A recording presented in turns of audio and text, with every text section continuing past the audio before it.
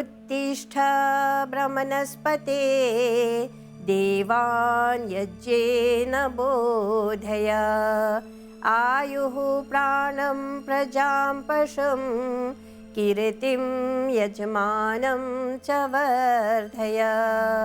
ओम शांति शांति शांति।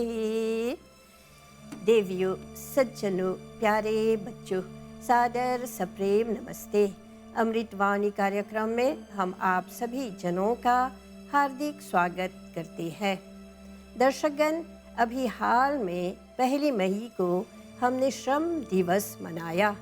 मानव जीवन में श्रम का एक महत्वपूर्ण भूमिका रही है। बिना श्रम के मानव जीवन चल ही नहीं सकता, विशेषकर जब हम उन्नति, प्रगति और समृद्धि की सद इच्छा करते हैं। इसीलिए सृष्टि के प्रारंभ से ही मानव समाज को दिशा निर्देश करते हुए वेद भगवान कहता है, कुर्वन्निवेह कर्माणि जिजीविषेच्छतं समाह एवं त्वयि नान्यथेतोस्ति न कर्म लिप्यते नरे। अर्थात, हे मानव, तू जीवन में सद्कर्म करते हुए लंबी आयु की कामना कर, क्योंकि ऐसा करने से तू कुकर्म में लिप्त नहीं रहेगा।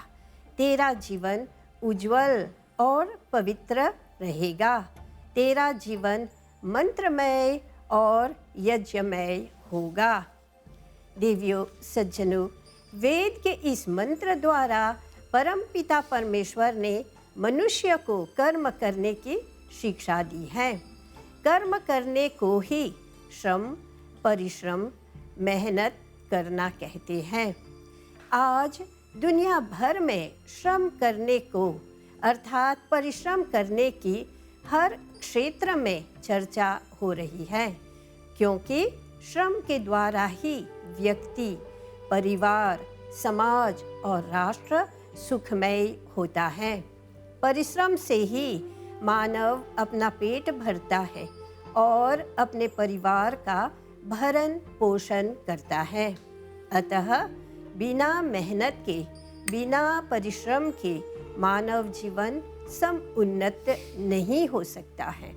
और हम प्रायः देखते भी हैं कि जो लोग मेहनत, परिश्रम नहीं करते हैं, वे लोग दीनहीन, दिशाविहीन होते हैं, दूसरों के सामने हाथ फैलाते हैं और ऐसे लोगों की आत्मा मर जाती है।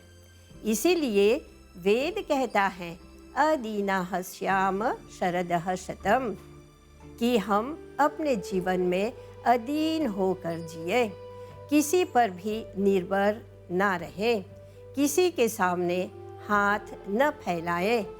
इसी विचार को लेकर कबीर दास जी महाराज ने सुंदर शब्दों में गाया है, मांगन मरन समान है, मत मांगो कोई भीख, मांगन ते मरन भला, ये कबीर की सीख। हमारे ऋषि महर्षि लोग वेद के इन विचारों को, श्रम परिश्रम करने को पुरुषार्थ कहते हैं। महर्षि स्वामी दयानंद जी महाराज अपनी पुस्तक सत्यार्थ प्रकाश में लिखते हैं कि पुरुषार्थ प्रारब्ध से बड़ा है। ऋषि जी के इन शब्दों से पता चलता है कि हम अपने जीवन को ही नहीं, अपितु प्रारब्ध को भी, तकदीर को भी, भाग्य को भी पुरुषार्थ से, मेहनत से, परिश्रम से बना सकते हैं, बदल सकते हैं।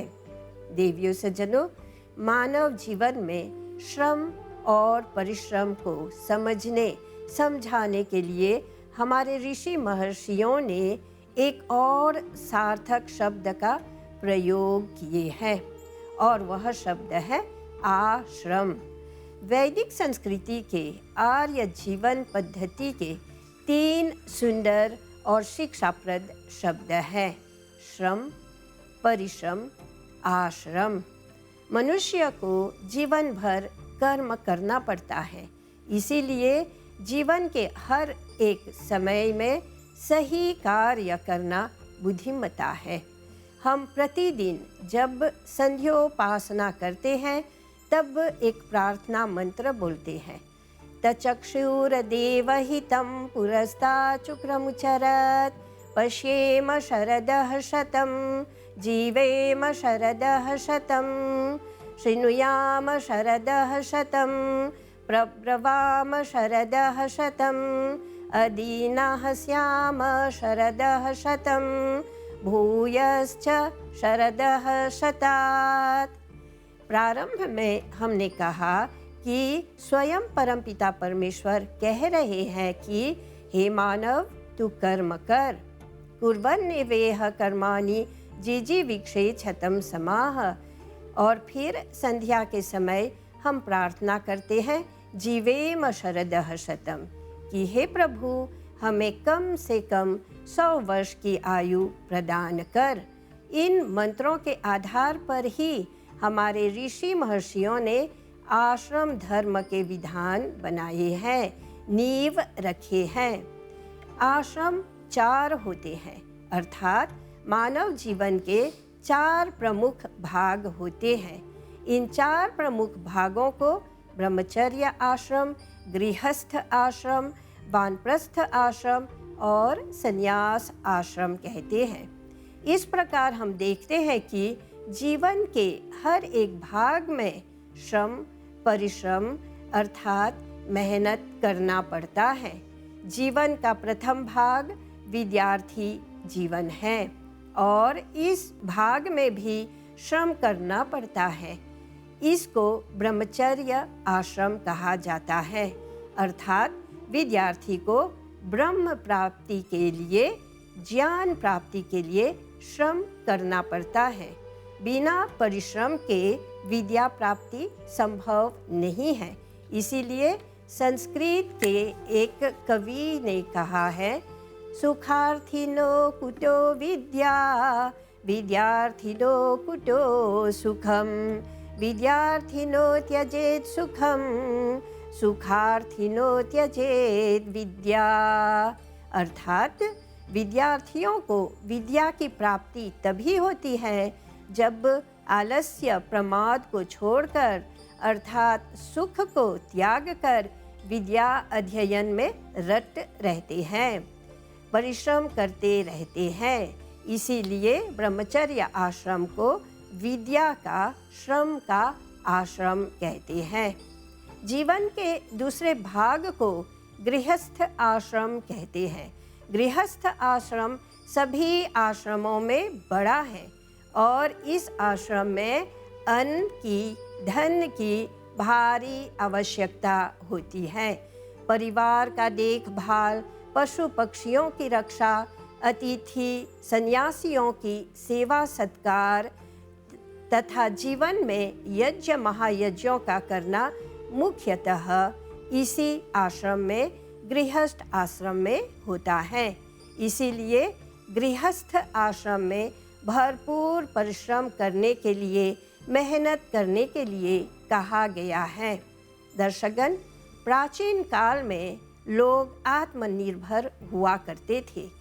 अपने अपने खेतों से अनाज, सब्जी प्राप्त कर लेते थे तथा गौ आदि पशुओं से दूध, दही, घी बना लेते थे। लेकिन उस काल में कम ही लोग नौकरी करते थे। लेकिन समय के साथ जब आबादी बढ़ने लगी और विभिन्न क्षेत्रों में विकास होने लगा तो नौकरों, मजदूरों की आवश्यकता पड़ी और मेहनत करने के लिए मानव इतिहास में एक नया युग का प्रारंभ हुआ। उद्योगपतियों का एक वर्ग तैयार हुआ और एक बड़ा वर्ग काम करने वालों का बना। वेतन आदि का लेन देन, काम करने वालों का देखभाल तथा काम के नियम उपनियम बनाए गए।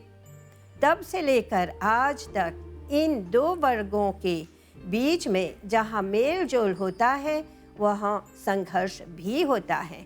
इसलिए वर्तमान में इन दो वर्गों के लाभ के लिए लेबर लॉज यानी श्रम कानून बनाए गए हैं। फिर भी अनेक क्षेत्रों में असंतोषजनक अन्याय नाइंसाफ़ी देखी जाती है। अब तो अनेक देशों में श्रम की समस्याओं को ज़मींदार और मज़दूर के बीच में मतभेदों को सुलझाने के लिए इंडस्ट्रियल कोर्ट्स भी होते हैं। इस प्रकार हम देखते हैं कि आधुनिक युग में मालिक और मज़दूर दोनों वर्गों के लोगों के लिए उत्तरदायित्व का कर्तव्य बढ़ रहा है।